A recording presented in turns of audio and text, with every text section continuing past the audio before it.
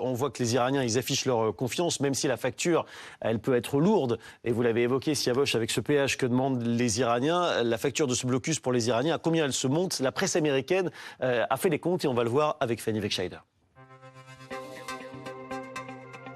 Alors dites-nous, Fanny, combien l'Iran peut perdre avec ce blocus? Les sommes sont assez vertigineuses. Oui, regardez ce chiffre, 435 millions de dollars de pertes par jour, c'est ce qu'estime un chercheur, un analyste de la Fondation pour la défense des démocraties, cité par le Wall Street Journal, qui prend en compte, vous voyez, plus de la moitié des pertes liées aux exportations de pétrole, de produits de pétrochimie qui n'auront pas eu lieu donc à cause de ce blocus.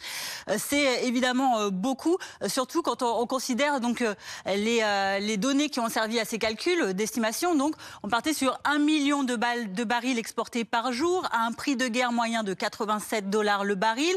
Et en considérant que la quasi-intégralité transitait par l'île de Karg. Mais la réalité est différente.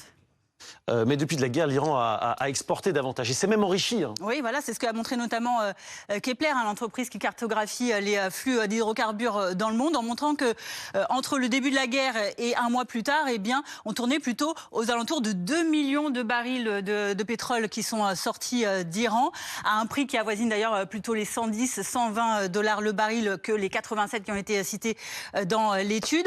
Ce qui fait que les revenus ont substantiellement augmenté, plus 25 millions de dollars pendant le premier mois de guerre, sans compter que certains analystes estiment qu'il y a encore des réserves de pétrole détenues par l'Iran en dehors des zones du Golfe qui sont concernées par le blocus naval américain et qui concerneraient 154 millions de barils encore en mer.